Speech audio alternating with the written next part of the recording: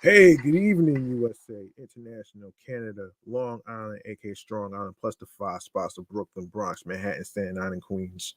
This is your man and homie, G Money Stacks, aka the Gregonator, YouTuber, host with the most misunderstood, lonely nomad, unstoppable, independent podcaster, and of course, Queens, New York native, who is also a New York Mets fan from Laurelton, Queens, New York.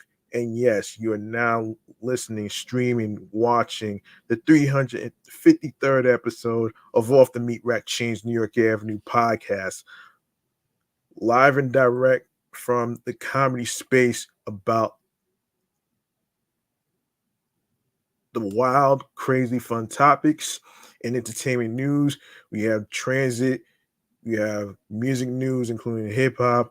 We got we got various segments in between, and of course this is and of course um I do apologize for the delay of the upcoming episodes and stuff. I've been going through a lot for the past 3 weeks as far as me getting laid off and stuff, so I'm really I'm still looking, but I'm not sure which one's going to be the right fit, so that's going to be like a long shot for me, so I'm not too sure.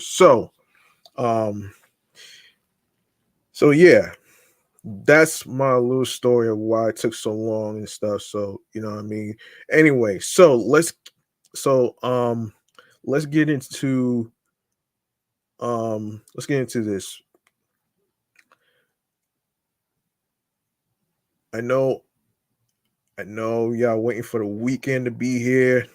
I know there's a bunch of plans that you guys have, but in the meantime, if you miss any episodes, new or previous whatsoever, please go ahead and grab that subscribe button for me on the YouTube channel page of G Money Stacks 555 for more live podcast episodes. Be sure to leave a like. Excuse me, leave a like. Be sure to share, listen, stream, watch the episodes. Be sure to add the podcast to your playlist. Enable alerts for new episodes that's about to come, and when I will be on the air via live stream on the channel. And also be sure to catch up on the episodes. I will be holding off the episode. I will be holding off one topic for a future episode in regards to Comic Con and The Simpsons. I'm gonna leave that off for a future episode in the remains to be seen segment. So stay tuned for that. Um, I'll talk about that to on the next time. So anyway, man. So what do you say we start off with with this? Hold on one second. Yes, what do you say we start off with a little thing that I like to call mental health check-in? And today's topic is about self-discovery. So let's get into it right here, right now.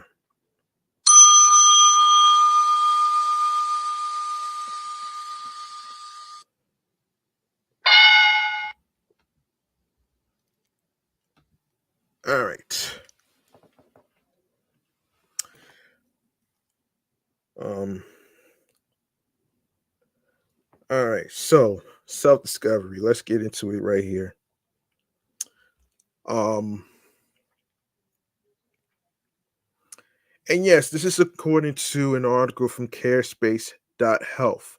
So, um, mental health is not just the absence of illness. It is a state of emotional resilience, psychological balance, and inner peace. Mental health concerns affect millions worldwide, yet stigma and misunderstanding um, often surround these issues. It's crucial. Hold on.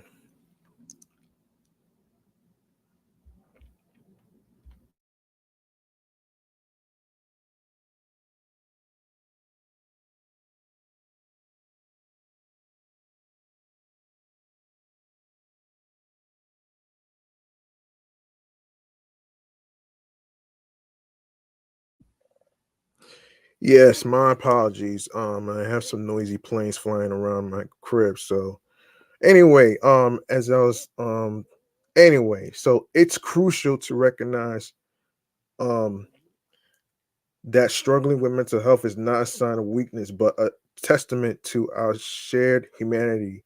Acknowledging our mental health challenges is the first step toward healing. Understanding mental health encompasses a spectrum of emotions and conditions, from everyday stressors to clinical disorders. Our mental well being fluctuates, influenced by genetics, environment, and life experiences. Understanding the complexities of mental health can empower us to seek help when needed and support others with empathy and compassion. The power of self discovery. Now, what is self discovery, you ask? Well, self discovery is a profound journey that allows us to understand our emotions, beliefs, and values. I'm going to use myself as an example, actually. Episodes ago, I talked about the whole thing with me struggling with a little bit of anxiety. At the time, I was cyberbullied. It was during a recording of my other podcast that I was doing, which was a review. It was a review show in entertainment and stuff. So, um, what I took from all this is the fact that I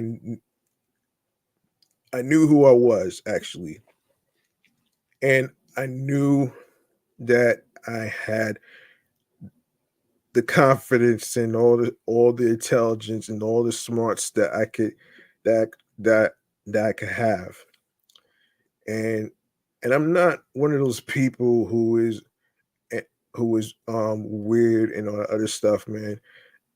The only people that probably say that shit was the same people who would actually say um who actually don't really get a chance to get to know me. So um so as far as my self discovery in my experience has to do with being able to get to know myself as a person and not to be perceived as something or someone that I'm not.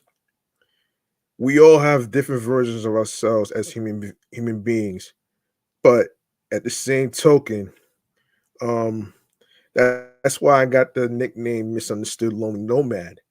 Um, I got the nickname "Misunderstood Lonely Nomad" because of the fact that I'm just like a loner. You know what I'm saying?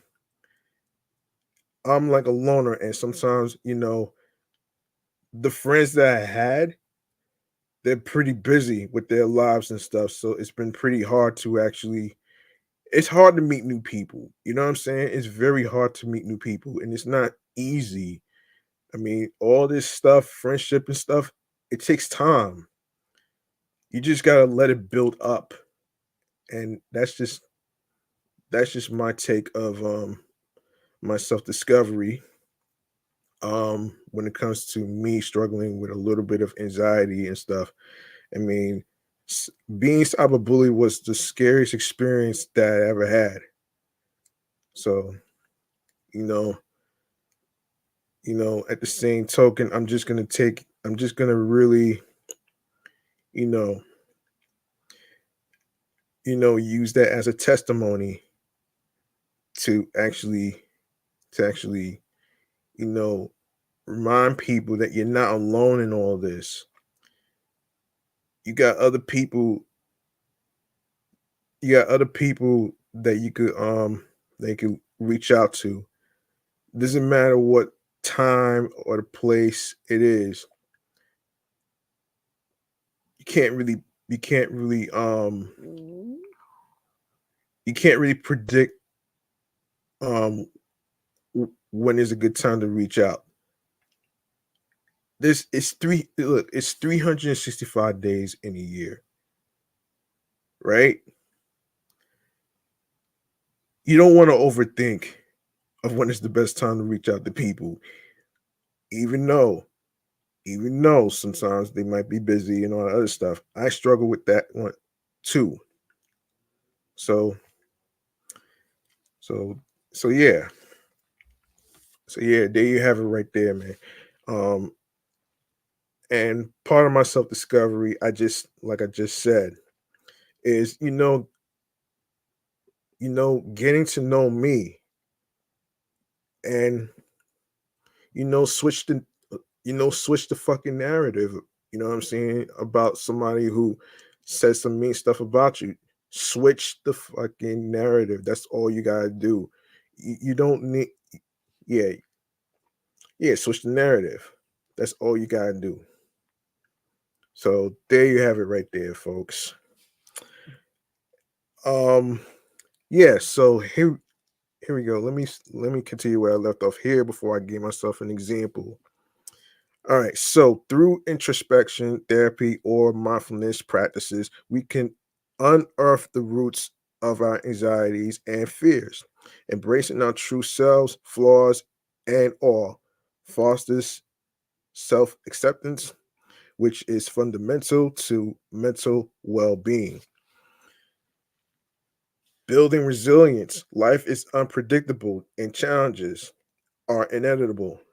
Building resilience equips us with the tools to navigate adversity without losing hope. Cultivating resilience involves developing a strong support system, practicing positive thinking, and learning healthy coping mechanisms. It's about bouncing back from setbacks and embracing the lessons they offer. Mind body connection. The mind body connection highlights the relationship between our thoughts, emotions, and physical health. Stress, for instance, can manifest as physical symptoms. Integrative practices like yoga, meditation, and deep breathing not only calm the mind, but also promote physical relaxation, reinforcing the harmony between mental and physical well being. Our mental our mental health journey is as unique as we are, yet it is a shared human experience. By embracing mental wellness, we nurture resilience, compassion, and self-love. Let us break the silence, challenge the stigma, and support one another in our quest for mental well-being. Let's break the narrative and this yeah, break the narrative behind mental health. If you have any questions or would like to explore further, please book a free online appointment with either um, Aaron Lucas, BA, MA, RP. I don't know what that is, but anyway, qualifying on another Kitchener psychotherapist at CareSpace. All right. So, for those of you who may not know who she is, Erin Lucas, struggling with life's uncertainties and stresses, Erin is dedicated to guiding you through life's complexities and helping you overcome challenges with a warm, empathetic approach. Erin cultivates a secure, non judgmental environment for your journey. Collaborating closely with you, she explores your strengths and your resources, fostering internal growth. Her focus extends to supporting individuals grappling with anxiety, low mood, grief, and loss, self esteem, academic pressures, stress, life transitions, and those seeking personal growth and self discovery. Erin holds an honors Bachelor of Arts in Psychology and is nearing completion of her master's degree in counseling psychology. Congratulations. She is an active member of the Canadian Counseling and Psychotherapy Association and a qualifying member of the College of Registered Psychotherapists of Ontario, which is in Canada. All right. All right, so we're gonna get into a little transit news right there, man. Let's get into a new little transit news right there, man. Hold on a second.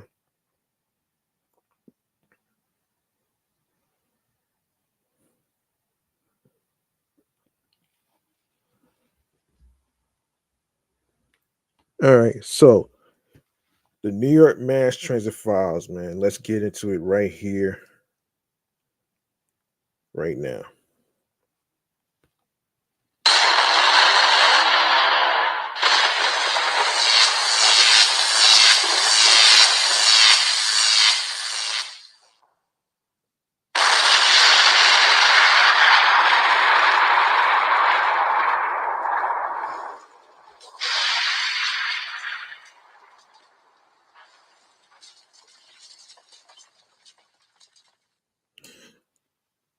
All right. Um, Here's what's happening. An Amtrak train derailed Wednesday afternoon at Penn Station, causing severe delays fresh off a summer from hell for commuters heading in and out of New Jersey. Damn. The National Railroad carrier said a train's wheels had come off the tracks as it was leaving Penn Station at about 2 p.m. Wednesday en route to Washington, D.C. A spokesperson for the railroad said that customers were all able to evacuate the train as part of it was still at the platform. Damn. Damn. This is some scary shit, though, man. Believe it or not. Reminds me of the F train years ago who basically derailed by Roosevelt Avenue, Jackson Heights as it was leaving the station. That's some scary ass shit though, man. I gotta say, man, that's some scary ass shit. Um, yeah. Damn, son.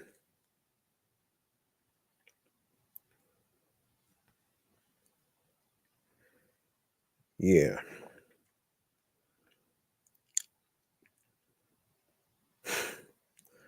Um, man. Let's hope these people on the Amtrak were okay. You know what I mean?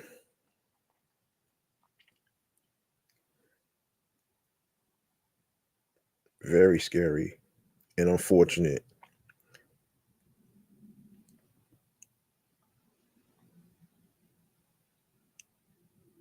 Hopefully nobody wasn't hurt.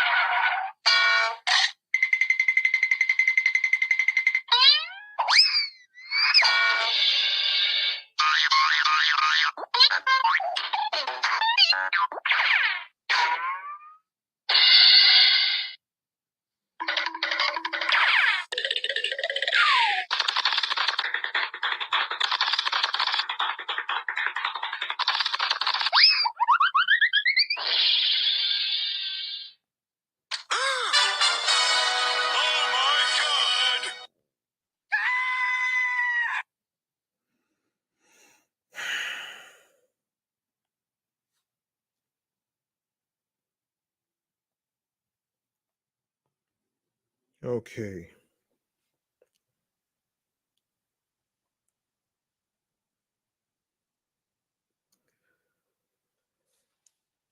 All right. Amtrak customers' tickets were being hold on a second.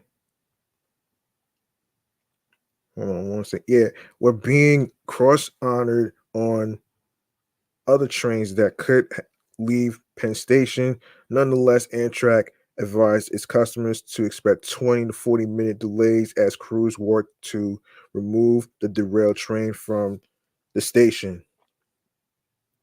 Meanwhile, let me get that out of here. Meanwhile, New Jersey Transit, which uses the same Hudson River tunnels as Amtrak, advised customers they could be in for delays of up to 60 minutes. Um, New Jersey Transit train tickets were being cross honored on the agency's buses.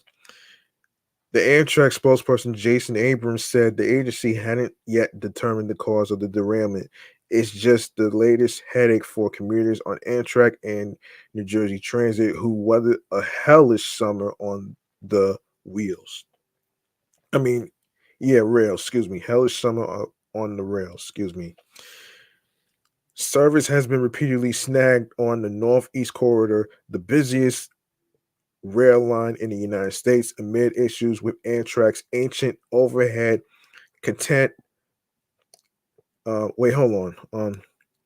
Catenary wires powering trains. Yeah, catenary. In other transit news, let's talk about this.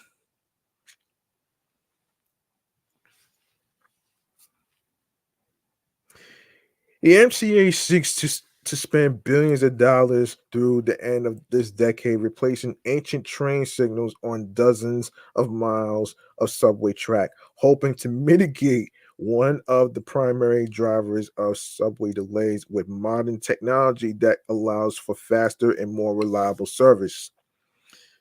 The transit agency's $68 billion 5-year capital plan released last week calls for $5.4 billion in spending over the next 5 years to replace analog subway signals dating back to the Great Depression with modern communication based train control on 4 lines carrying 8 distinct subway routes. You know,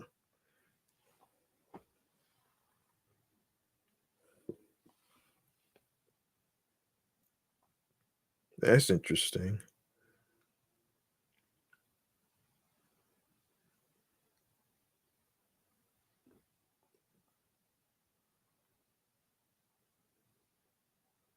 That's interesting.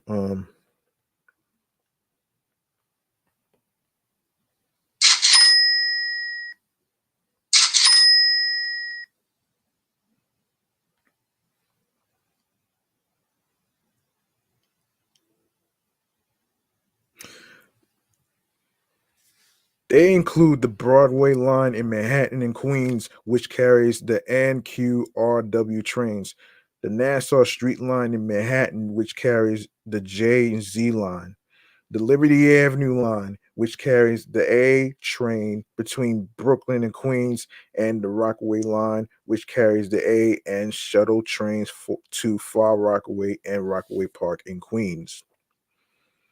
Um, hang on,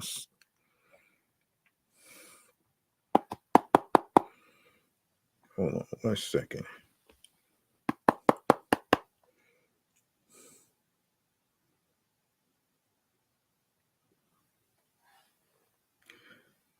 Um, Yeah, all told, These constitute more than 80 miles of the subway's 665 total revenue tracks. Most of the train signals in the subway system are nearly a century old, dating to the administrations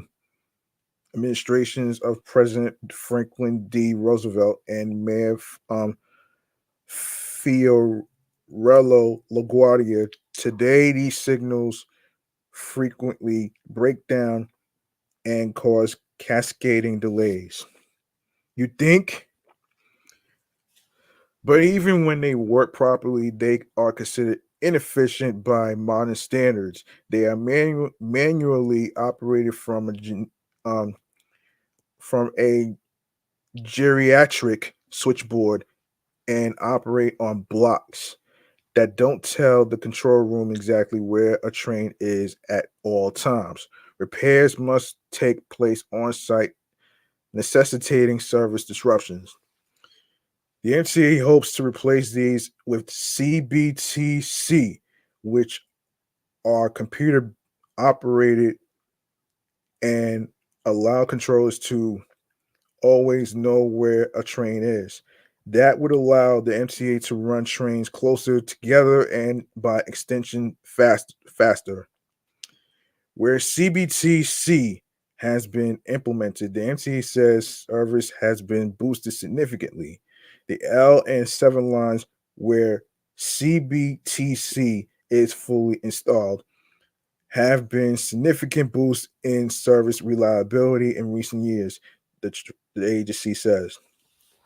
The MTA is also nearly done installing CBTC on the Queens Boulevard line, carrying the E, F, M, and R trains, as well as the Culver line, carrying the F in Brooklyn.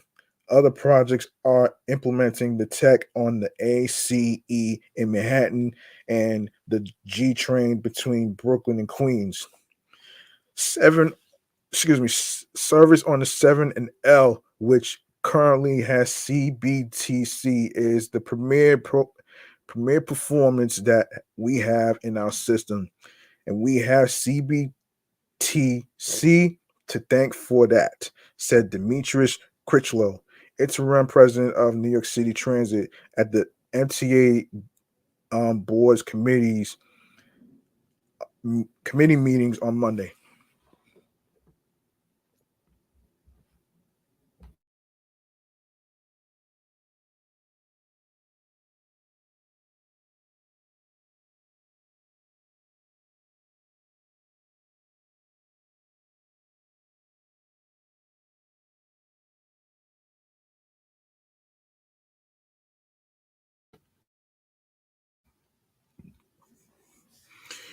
Work was Work was also supposed to be underway installing CBTC on the Fulton line in Brooklyn, carrying the A and C, and the 6th Avenue line in Manhattan, carrying the B, D, F, M. However, that work is suspended indefinitely due to the pause on congestion pricing, which I already addressed the reasons why a lot of people are against congestion pricing, which blew a $15 billion hole in the existing plan for 2020 to 24.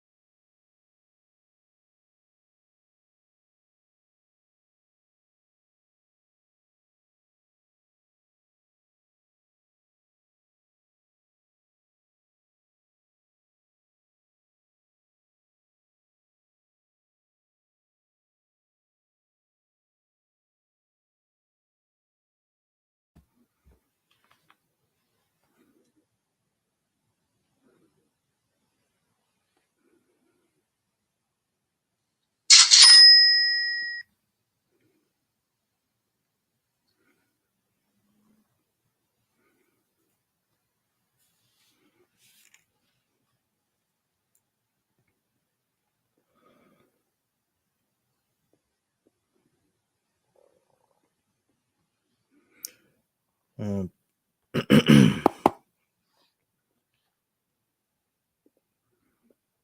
where were we? Yes. Where were we?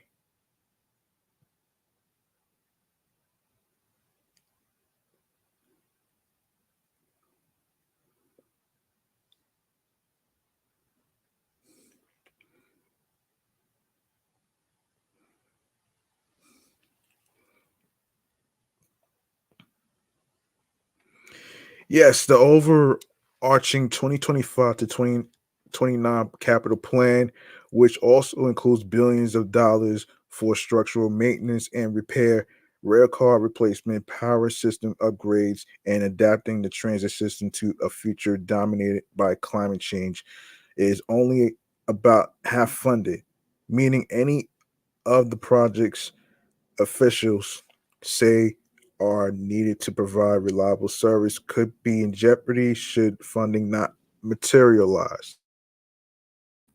Sorry about that.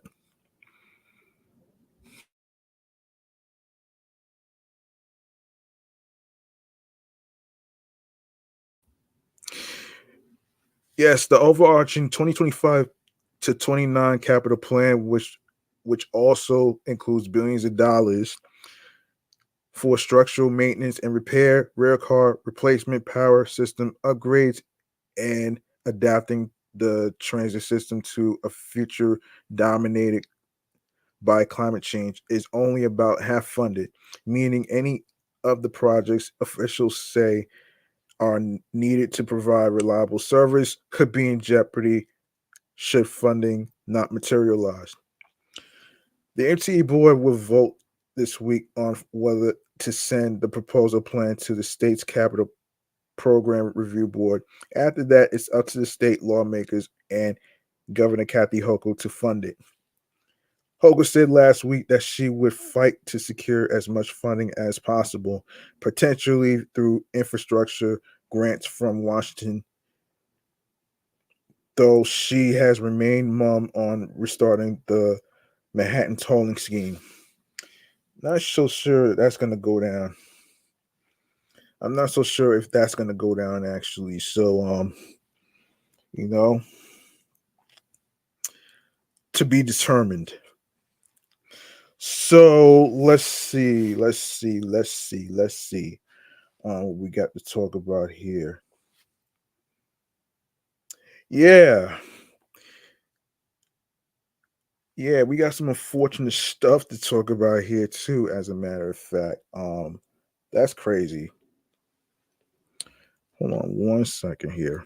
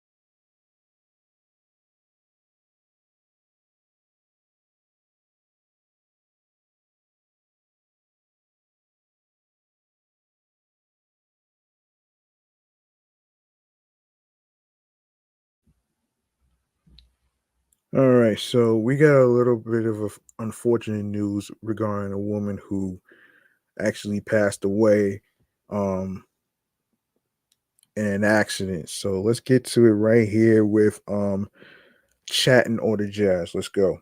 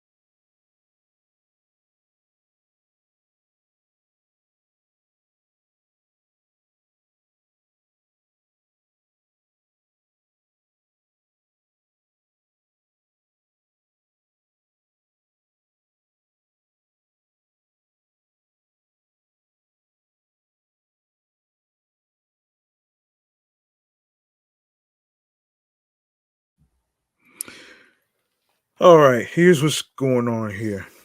A woman died Friday after crashing her Jeep and flipping it over multiple times on a particularly deadly stretch of the Bronx River Parkway, leaving her passenger in critical condition as well.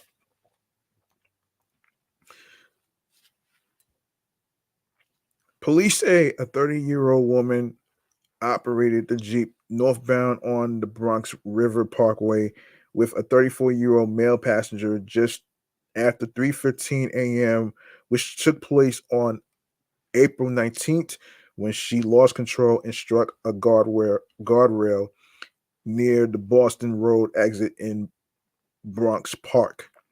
The crash, police reported, caused the Jeep to overturn several times and the woman to be ejected from the mangled vehicle. Jeez. EMS later pronounced the woman whose identity has been withheld pending family notification dead at the scene. Firefighters, meanwhile, um, extricated the man who, after he became trapped in the passenger's seat, EMS took him to Jacoby Hospital in critical condition. He has since been upgraded to stable condition. Well, that's gotta suck.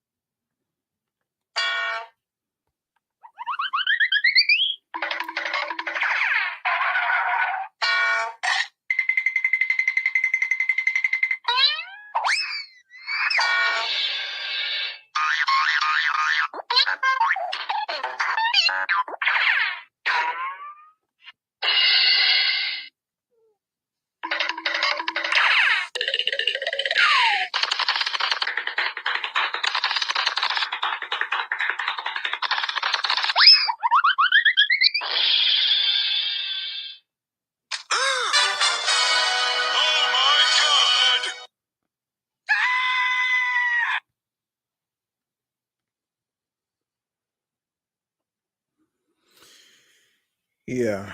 Um. Okay.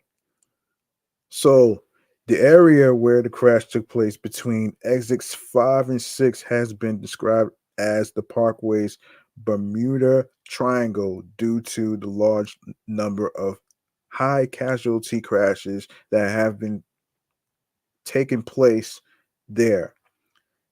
In 2005, 5 members of the same family were killed in a horrific crash when their vehicle jumped the median into oncoming traffic near exit 5 at 177th Street. The family was en route to a basketball tournament named for their late grandmother. The horror continued in 2012 when an SUV careened over a guardrail near the Bronx Zoo and fell 60 feet to the ground. Damn. Killing 7 members of the same family. Last January, a man was killed when he lost control of his car and veered off the northbound parkway and crashed into a tree. Damn. As of last week, the Bronx had seen 13 traffic fatalities in 2024, two more than at the same time period the year prior. Reminds me of the Boulevard of Fatalities in Queens. Citywide, 70 people have lost their lives in collisions so far this year, an 11% jump over last year. Damn.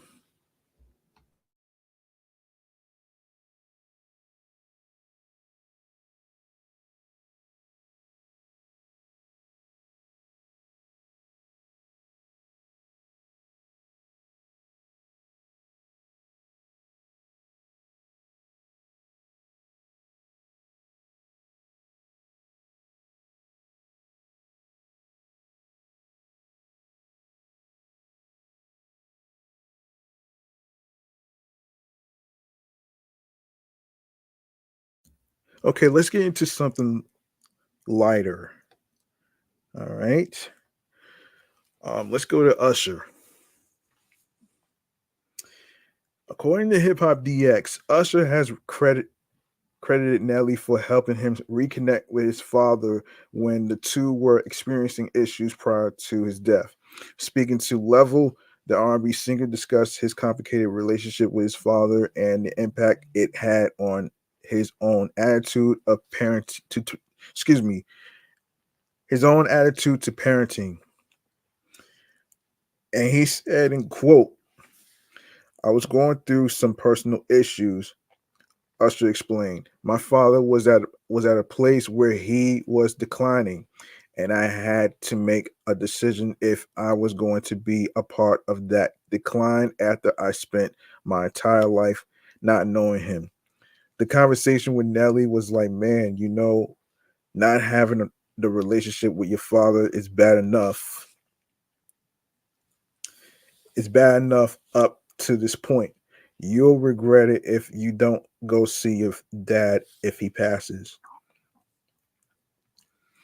I think had I not gone to see my father and spent that time, I would not have been able to close that chapter in which I was just seeking answers.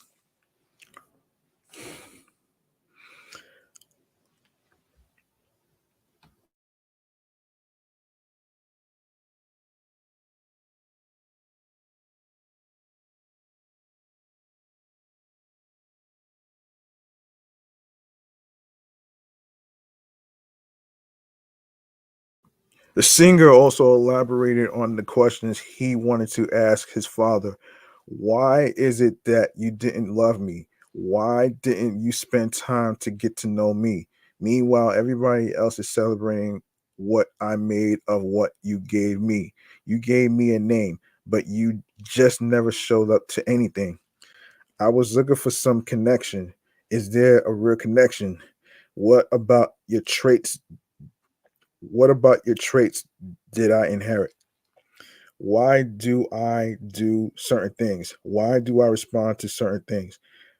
Are there things I should know about myself that you have that I should look forward to.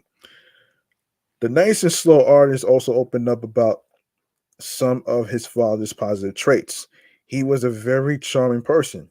Any person who came in contact with him, he could put a smile on their face. Yeah. Usher's father, Usher Raymond III, passed in 2008 after suffering from undisclosed health issues. He was also known to be an addict.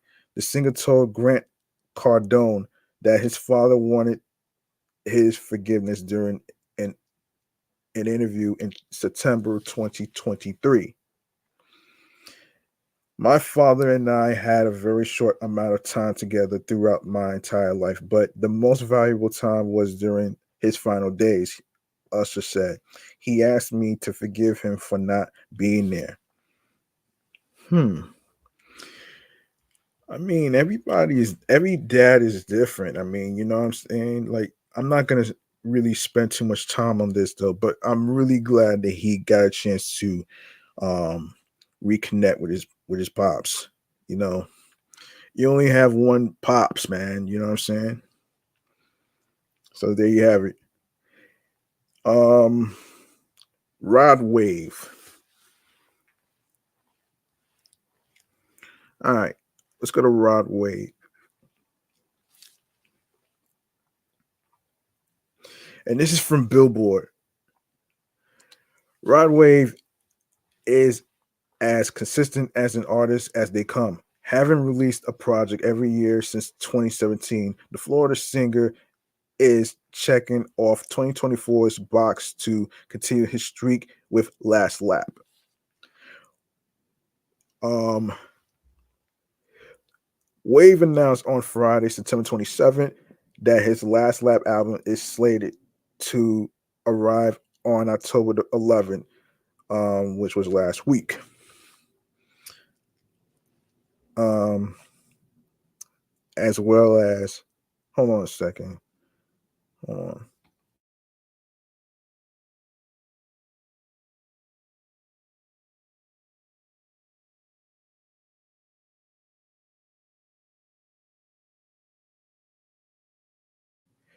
Yes, via Alamo Records. Okay, so Last Lap album is slated to arrive on October 11th, which was last week, via Alamo Records. If he debuts atop the Billboard 200 once again, that will give Rod four consecutive chart toppers. Hmm. Um,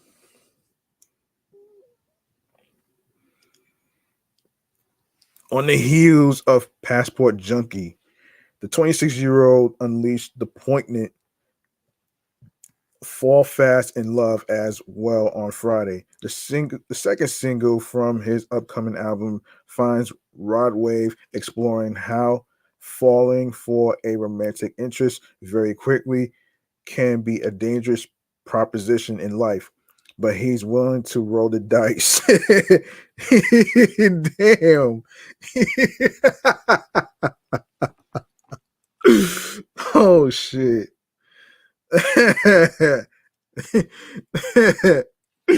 Oh shit. Yeah.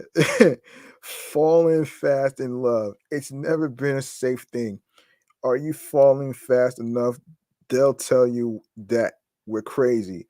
If you are not scared, yeah, I'll be right here. He croons. Wave also released an accompanying visual to the sultry single, which delves into the puppy love stages when the couple deals with life's hurdles. Passport Junkie served as the album's lead single and notched Rod his 71st entry on the Billboard Hot 100 when it debuted at number 61. Following Last Lap's arrival, Rod Wave will hit the road for the Last Lap tour with Moneybag Yo and Tootsie. The North American trek kicks off in Phoenix on Saturday, October 19th, and will make stops in Oakland, Sacramento, Houston, Dallas, Memphis, Lexington, Detroit, Chicago, Brooklyn, New York, Boston, Baltimore, Philly, Nashville, and Orlando before wrapping up in Fort Lauderdale on December 18th. Rod Wave is riding high off the success of 2023's Nostalgia. Wave's fifth studio LP debuted atop the Billboard 200 with 137,000 total album equivalent units sold in the first week. All 18 tracks from the LP also made the Billboard Hot 100. Yes, interesting. Congratulations. I'd like to say congratulations to Rod Wave and hang on a second here.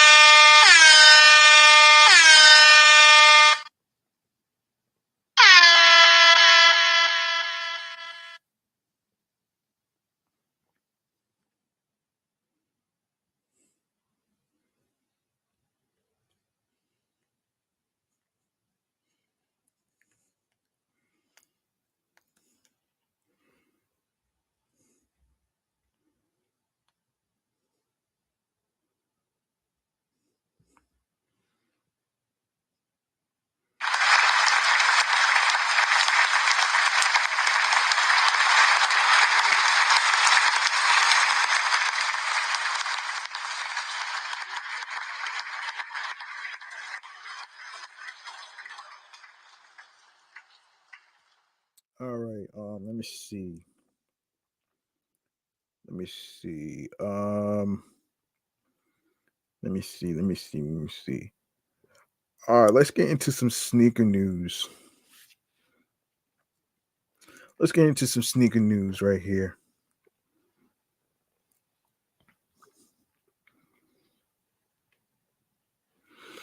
All right, so here's what we have here, and this is according to the folks from Nike Talk. Nike's my favorite sneaker, by the way, if in case you didn't know about me. You know what I mean? So let's see. Let me see if there's anything. Wait a minute here. How do we even where do I even start?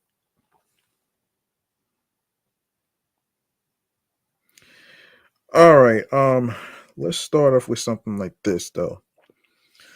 All right, so some new photos have emerged of the upcoming black metallic fives. Thanks to I don't sell shoes on IG, we get a clearer look at the 3M trim and reflective Nike Air on the heel.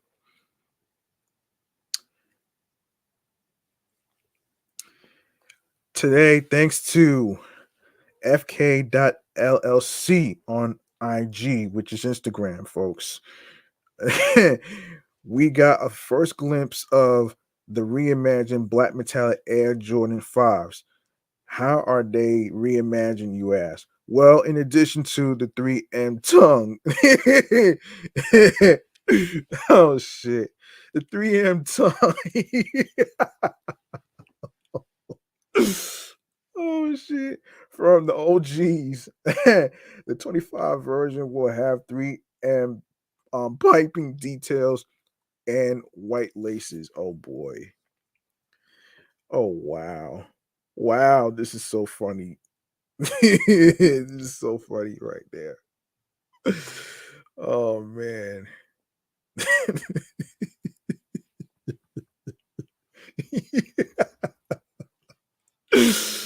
Oh man. Oh my goodness. That's one laugh I have to get out. Oh man. Okay. Hold on.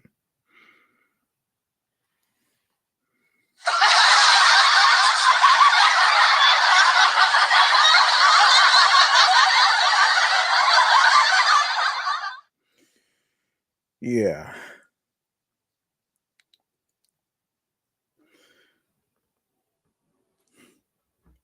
That was a weird one.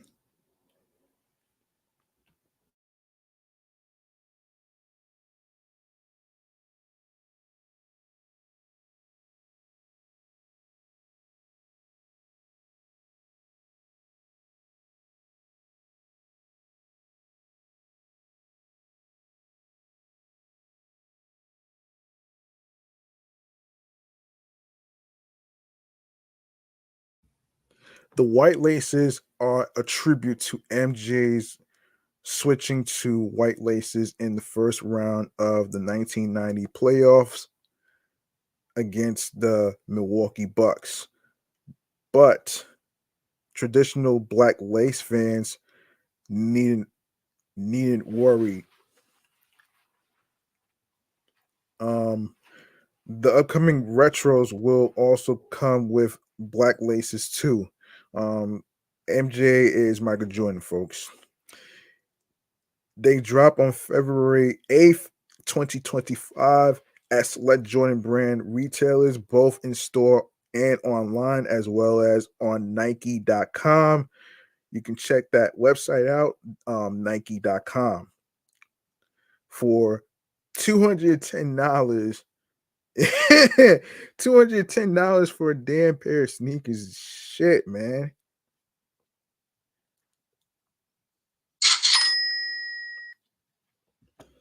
That's crazy. That's crazy. Um,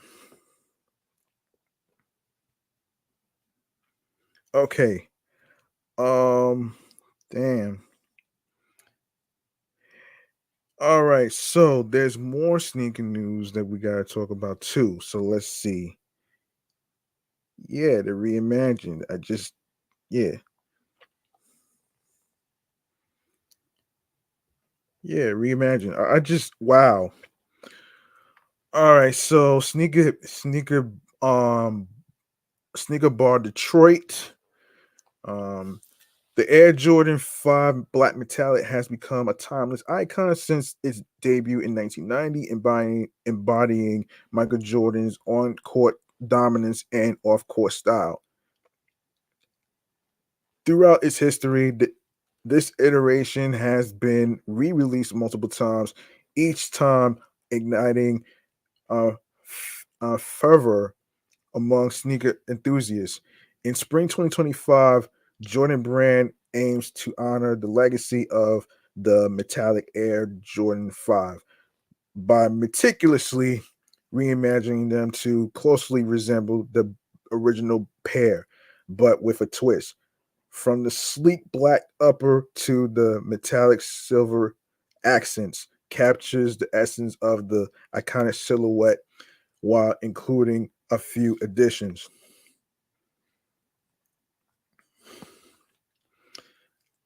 The 2025 iteration of the Air Jordan 5 is set to join Jordan Brand's reimagined lineup, staying true to its iconic design roots. Sporting a sleek black nubuck upper, it retains the timeless appeal while infusing modern touches.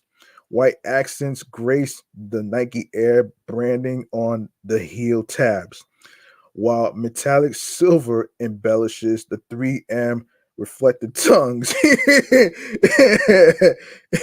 and the shark teeth, complemented by of subtle black speckles on the midsole.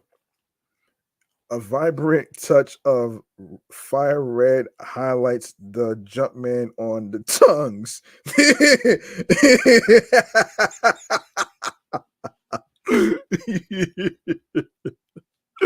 Oh shit. Oh man. Yeah, the tongues and the Air Jordan inscription ingeniously placed upside down on the inner tongues. Oh god. Adding to the reinterpretation, expect the incorporation of 3M piping throughout the white laces, reminiscent of MJ's player exclusives. Classic features such as translucent mesh netting and a visible air unit in the heels remain intact, all poised atop a translucent rubber outsole. This blend of tradition and innovation promises a refreshing take on a beloved silhouette. Um, Air Jordan Black Metallic Reimagined 2025 release date. The Air Jordan 5 Black Metallic Reimagined will hit shelves on February 8th, 2025. Mark your calendars. You can find it at select Jordan brand retailers, both in store and online, as well as on Nike.com. You can check that out at Nike.com. Available in family sizing. The retail prices are set at $210 for men, $160 for grade school, $90 for preschool, and $75 for toddler. Wow. Wow. Wow.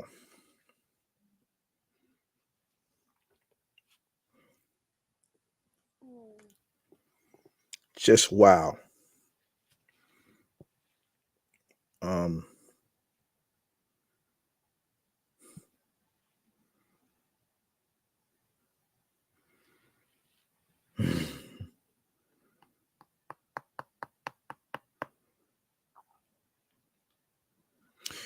at least it's not $300, man. You know what I mean?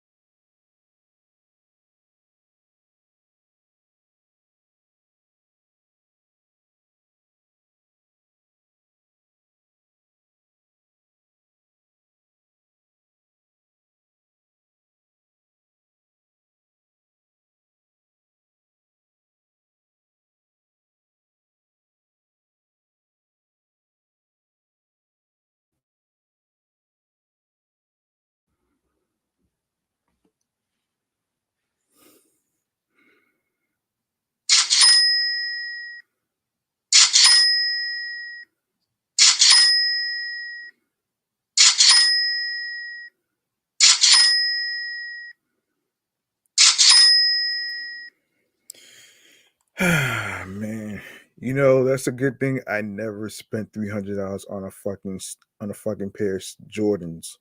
That's never gonna happen, though, man. That's never gonna happen, man. let's be let's be clear, man. I would use $300 on something else, man. It's not gonna be on a pair of Jordans. That's not gonna happen, man. Oh man, that's not gonna happen, though, man.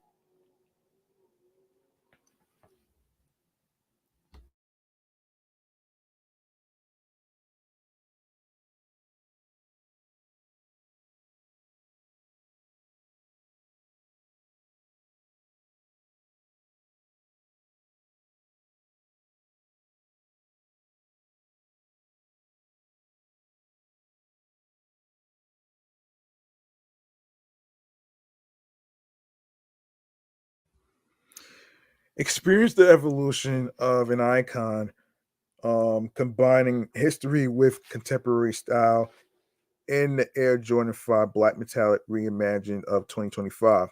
Don't miss your chance to grab a piece of sneaker history with these revamped classics. Stay up to date with all upcoming Air Jordan releases from our Air Jordan release date page. Be sure to follow us on on X, formerly known as Twitter and Instagram. All right. Another sneaker we need to talk about is the Air Jordan 12. That's also coming out in 2025, which is interesting. And we got some more sneaker news for all you sneakerheads out there.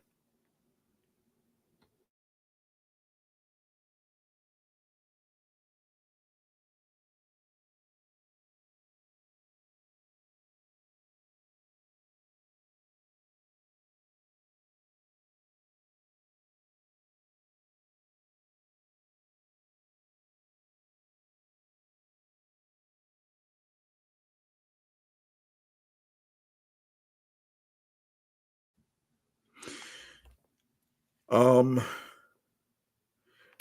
all you sneakerheads out there, listen to this. Add another monster hit from the Air Jordan Retro history to the list of 2025 releases. Jordan Brand is expected to bring back the Air Jordan 12 Taxi next year, the first time since 2018. Damn, son. Damn. Damn, son. That's really interesting. Worn by Michael Jordan throughout the 1996-1997 season and the first portion of his final year with Chicago, this original Air Jordan 12 colorway is dubbed Taxi for the touch of yellow that appears throughout the shoe. It can be seen on the carbon fiber plate embedded in the outsole on an accent piece of the 4-foot traction pad and on the heel tabs. The remainder of the shoe features a white leather upper with monotone stitch lines against the reptile texture mud guard in black. Reptile texture.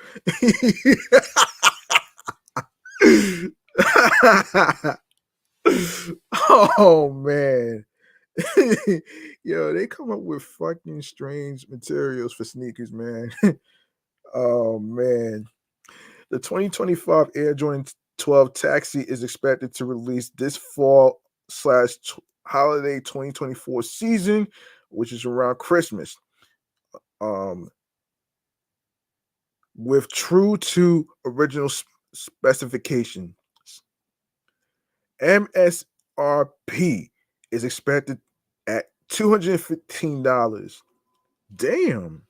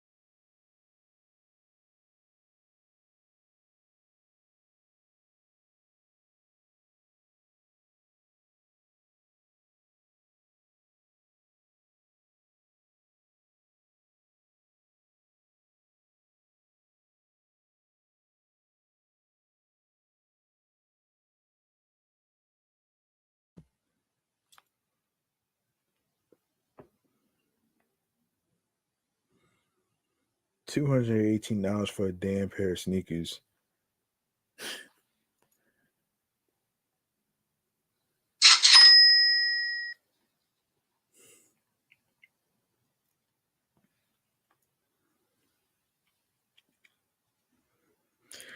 See more in our Jordan release dates page.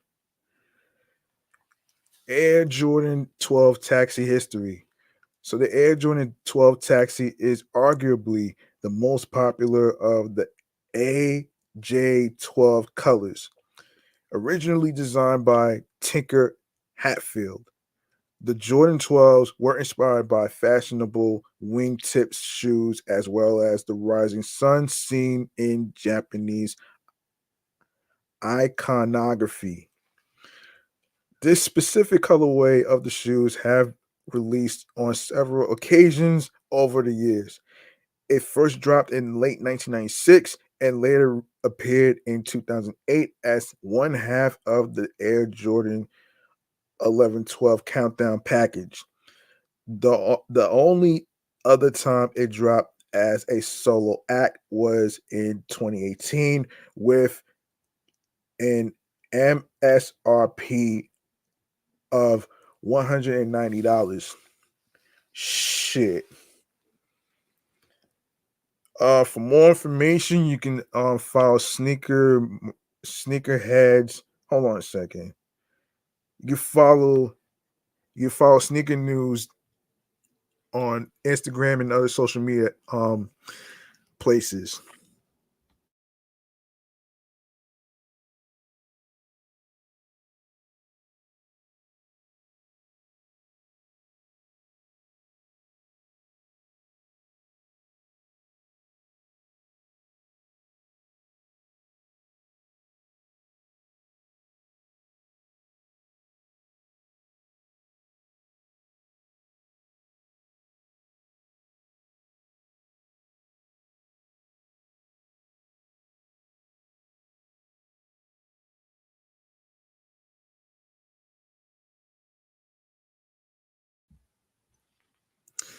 So Tom Hardy says that it is his last time playing the Spider-Man villain Venom. We'll get into it in our segment. Hang on one second. We'll get into it in our segment right here. Um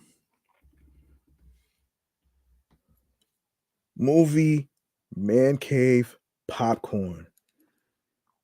That's yeah.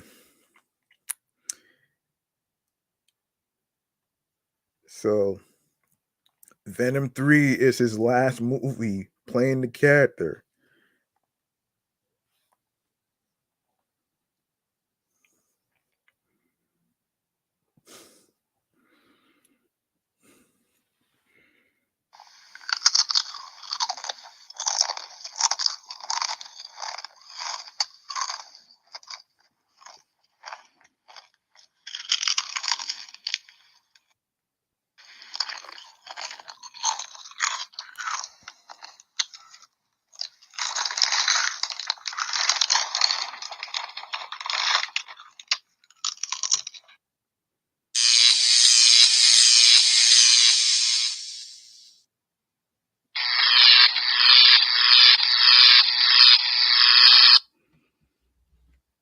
Okay,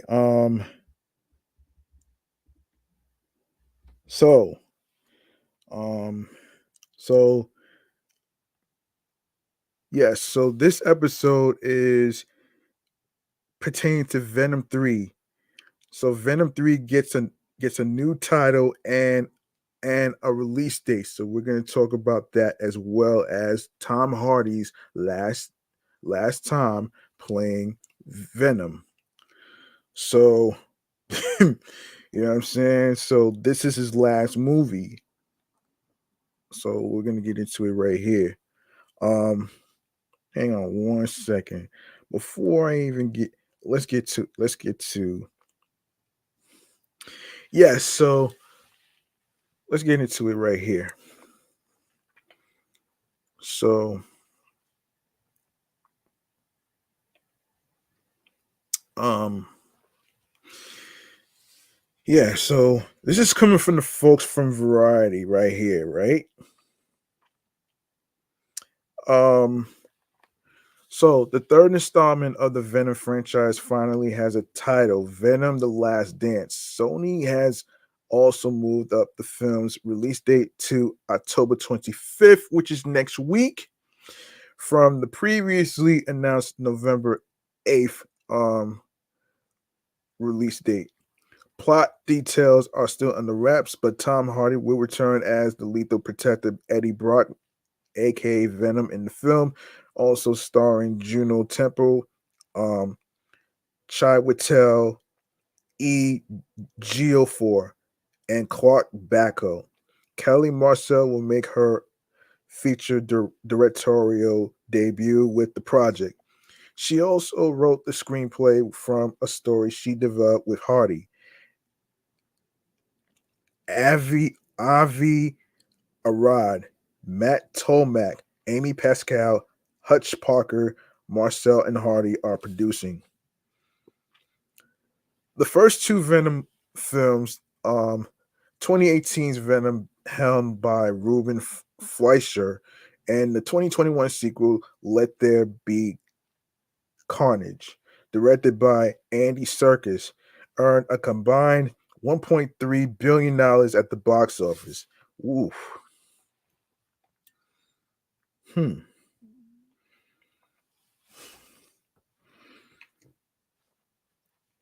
Very interesting. Very interesting. Yeah, for those who keep saying that it wasn't a good movie, like, come on, man. It's not. Well, look, I get how a lot of people are looking at, you know, movies when it comes to performances and all that other stuff, but everybody's different. Anyway, man. Anyway, man, let's get into it right here.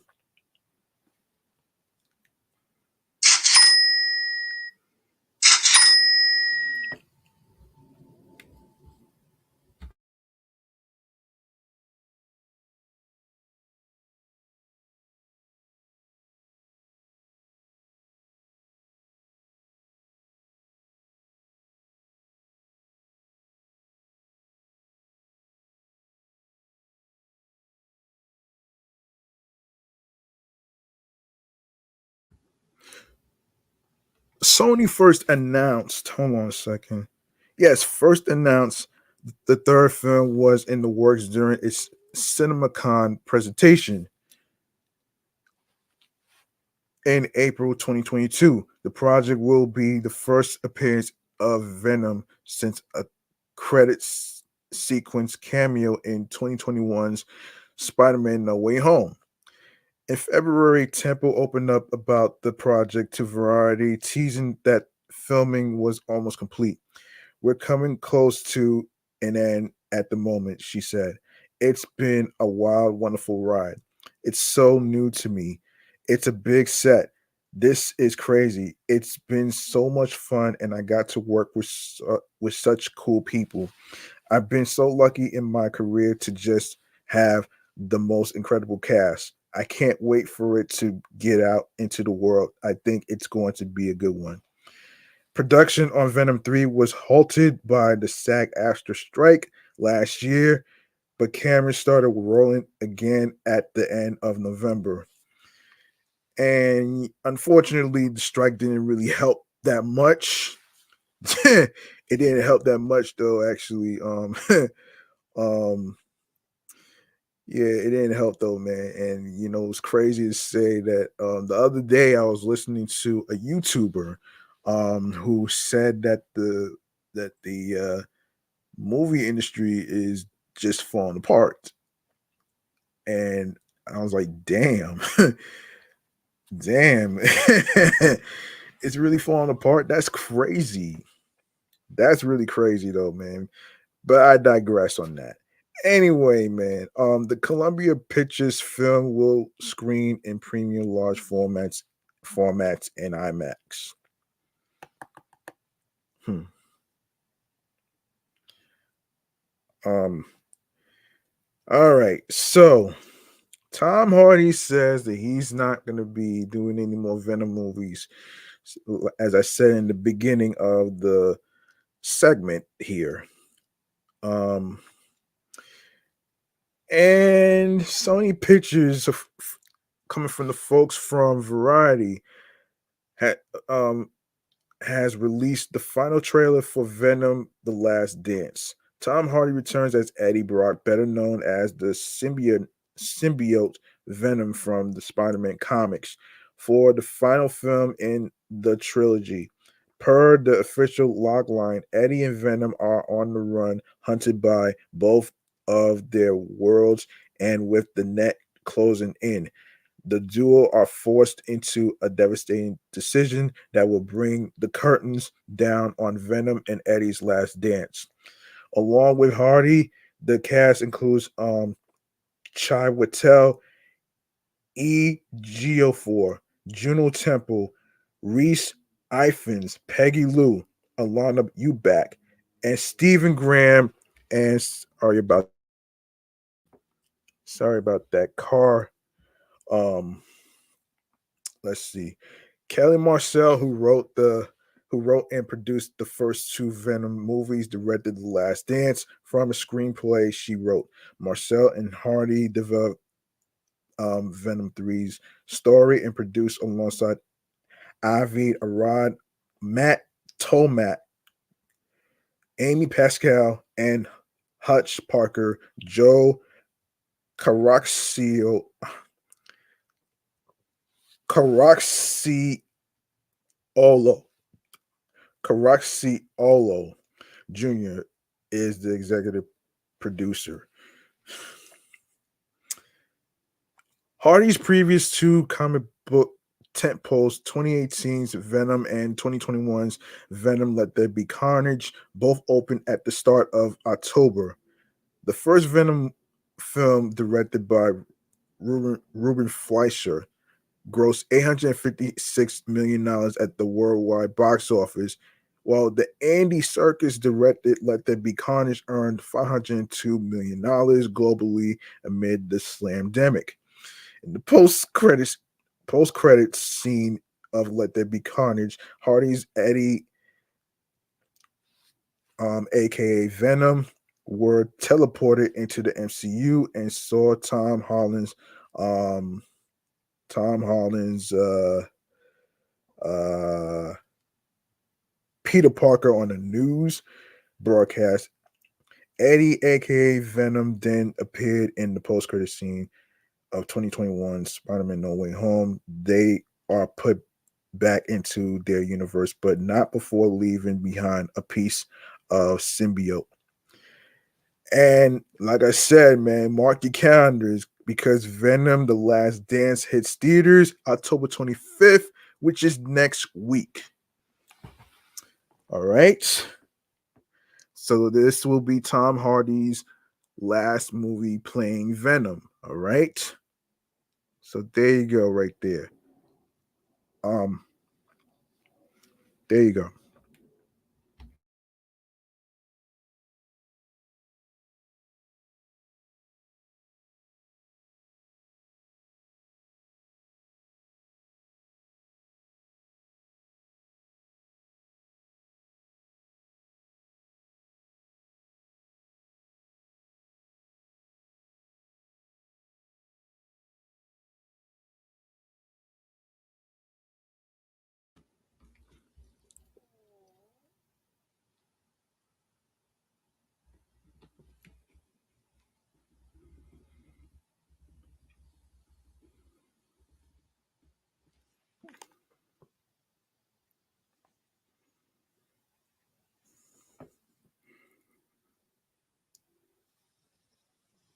All right, time for our next segment, munchies and drinks. Let's do this. Let's do this.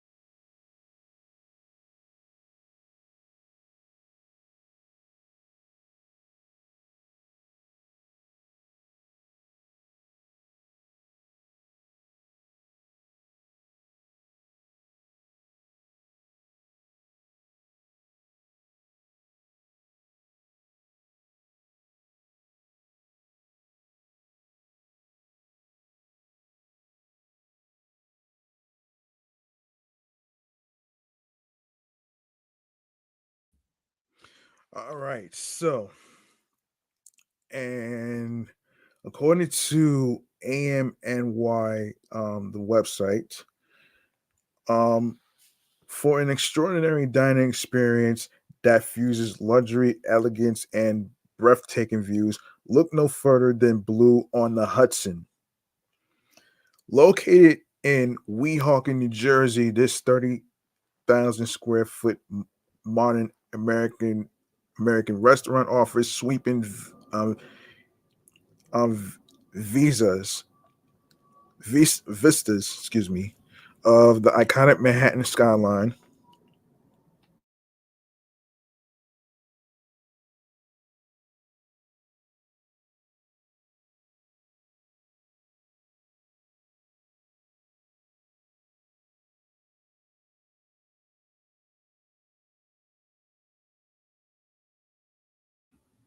Yes, the iconic Manhattan skyline and the Hudson River, providing a taste of New York City just a short ferry ride away. From the moment you step inside, you are enveloped in a sophisticated ambience, from the cozy lounge with its grand fireplace to the expansive dining room framed by floor to ceiling windows. At the heart of the space is a stunning marble top bar where cocktails are artfully crafted, and alcoves with tropical inspired walls offer intimate dining experiences. For an extra touch of indulgence, Blue on the Hudson offers tableside cocktail servers where expert mixologists craft signature drinks right before your eyes, elevating the dining experience to a new level of sophistication. The culinary experience is equally impressive. Executive chef J.C. Ortega, known for his expertise in seafood and steak, has created a menu that brings the land and sea together in perfect harmony. From a hot take caviar program to Mediterranean inspired dishes like Basque style shrimp and spicy tuna top rice cakes.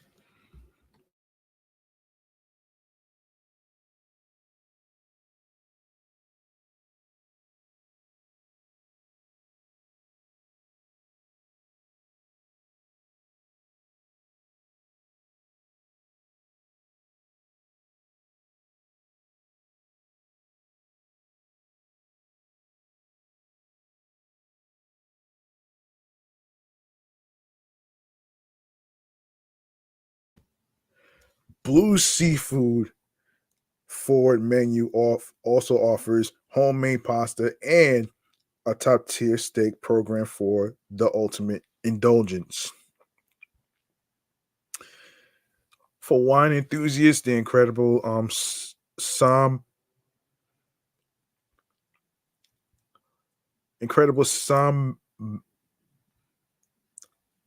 sommelier Adam Greer is at your service with a fierce passion for luxury wine pairings.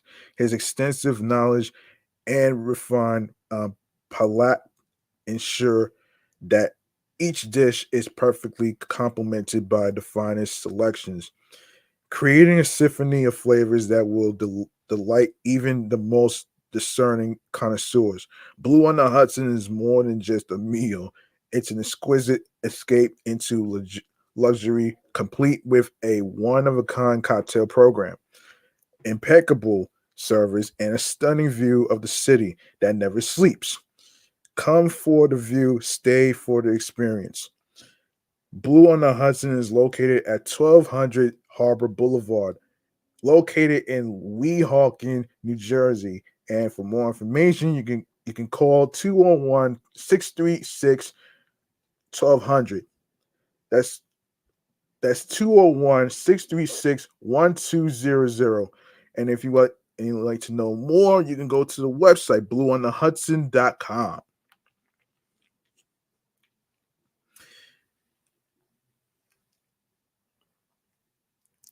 Empire State Building to host Rainforest Cafe. Wow. This is not a joke. Not a joke. Not a joke. Yeah. Yeah, it's not a joke this time. For a limited time, the Rainforest Cafe is coming to New York City next month, which is there already. It was announced on the building's website and social media that from October 3rd to the 6th, the beloved restaurant chain will be holding a pop up at the Empire State Building. On April 1st, 2024, the Empire State Building posted a joke announcement stating that the Rainforest Cafe would be opening in June 2024.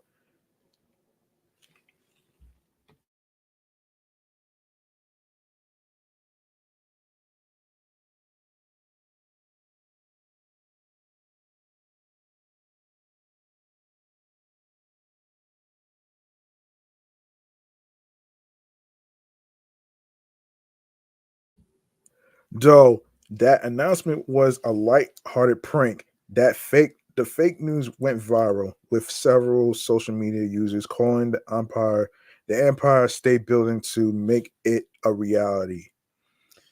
Fast forward to now, the Empire State Building confirmed that it's not a joke this time, with a video of Rainforest Cafe mascot Cha Cha, the tree fraud, entering the building. Oh wow.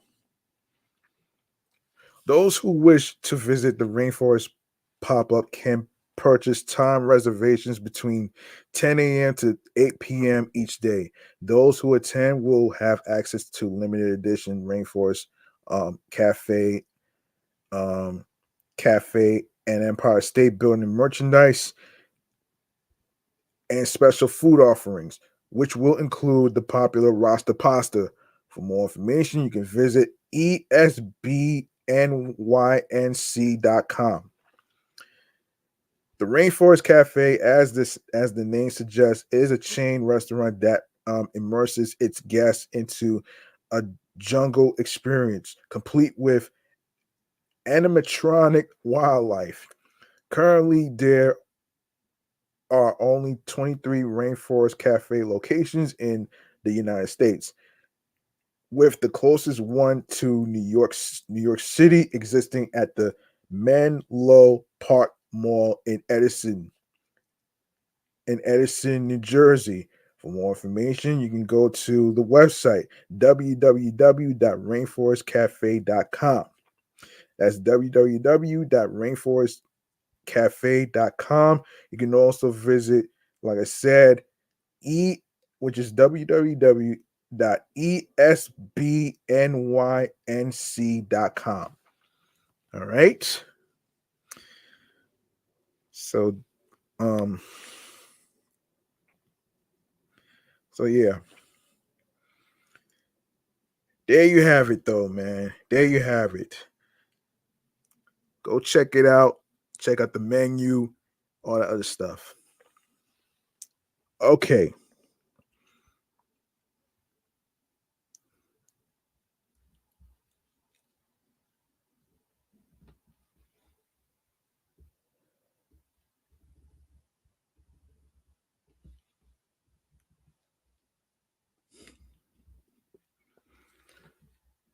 All right. We're gonna go into the last segment of the day. All right. So, um, I'm gonna get into it right here, right now, in this last segment. Stream choices on the go. This is where I inform you where you can follow the podcast and stream platforms in between. All right. So there you go, right here. Hold on. Wait for it. Wait for it. Hold on.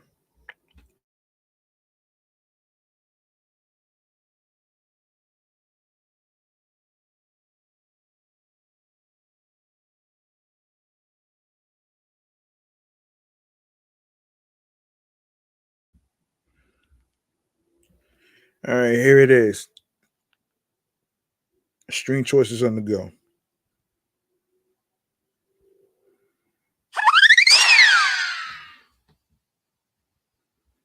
All right. You can follow the podcast on Facebook alongside with Threads and along with my other podcast shows that I do, which is also on Threads, as well as myself, and on Instagram, which includes my sports platform, Excellent Fun Vibrant Talks Podcast. Yes, Excellent Fun Vibrant Talks Podcast is the sports platform that I do.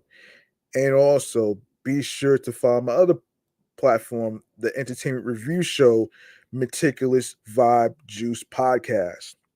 All right. And also follow me on the gram, your homie, host with the most G Money Stacks 555 in Queens, New York.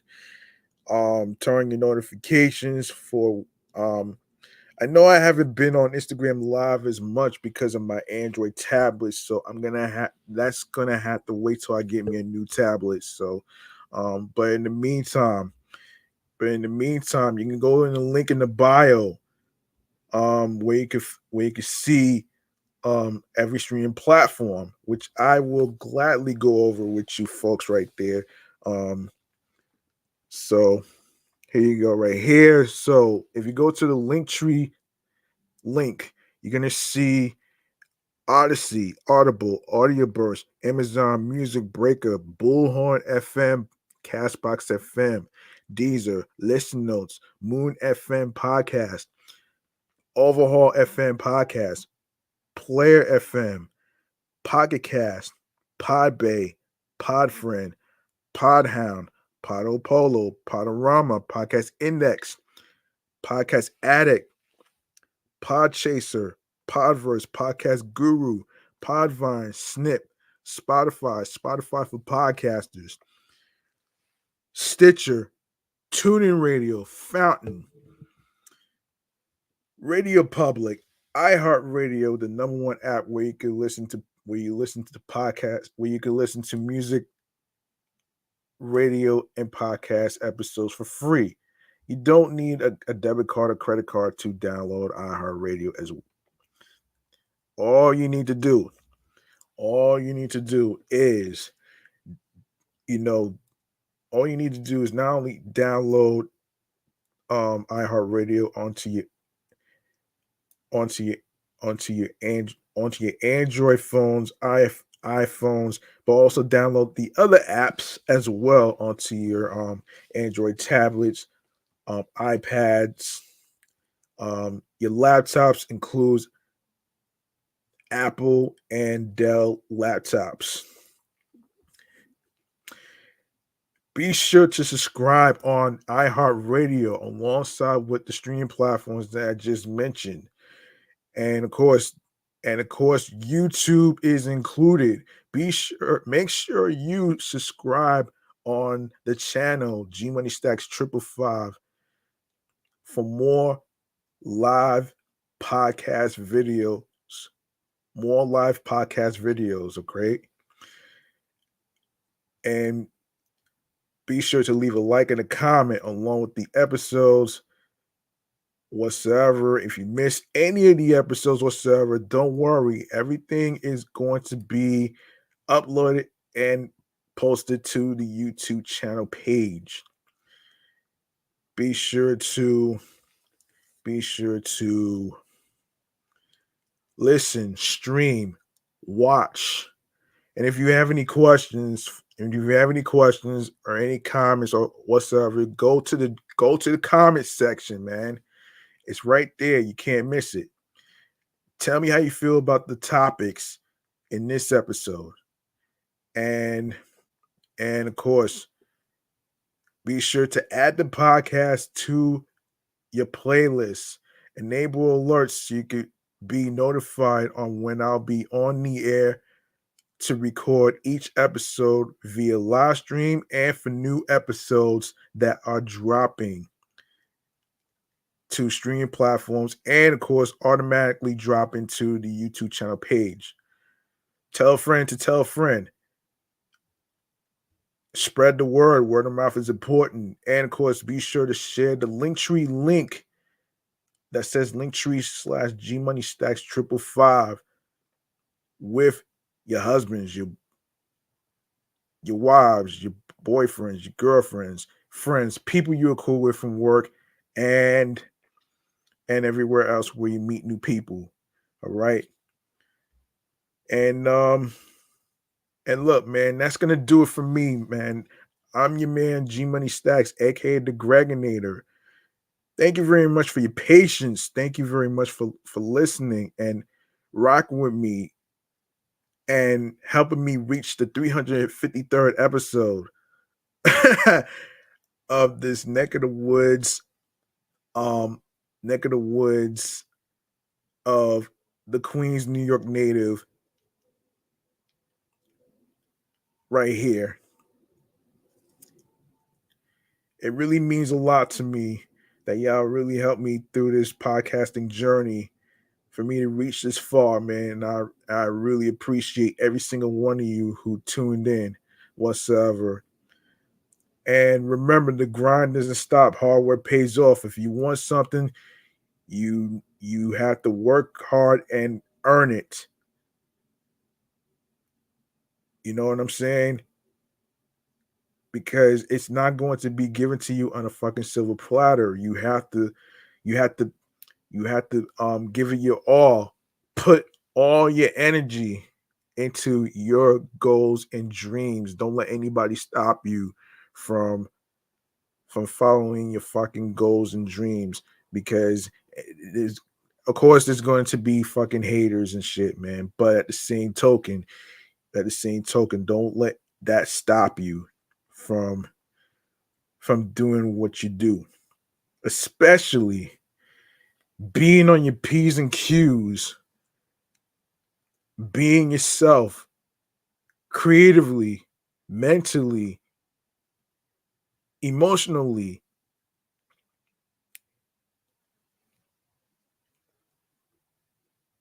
emotionally,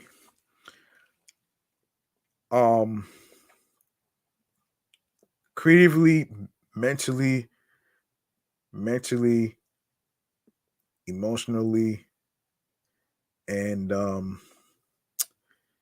and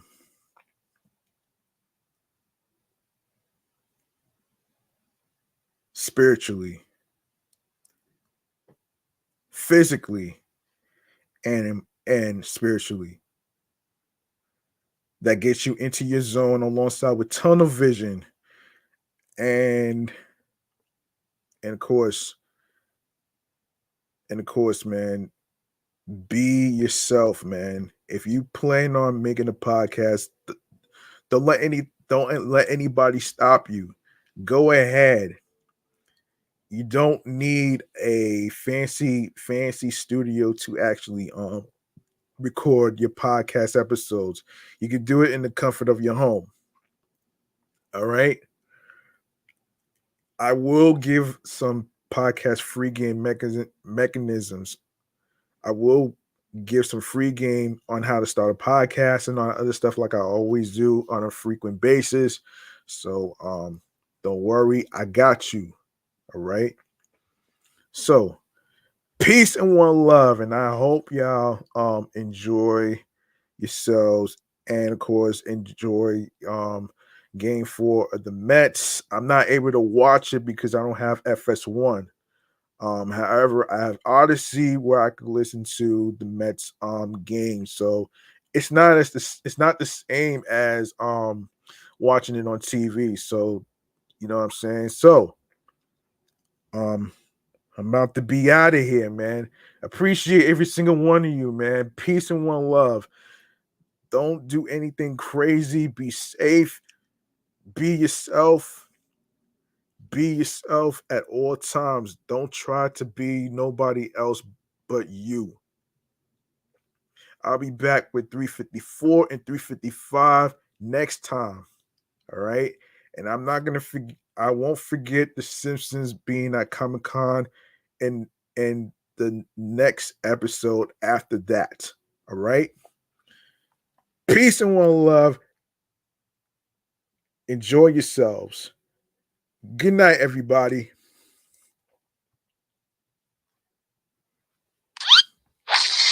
Whoops, wrong one.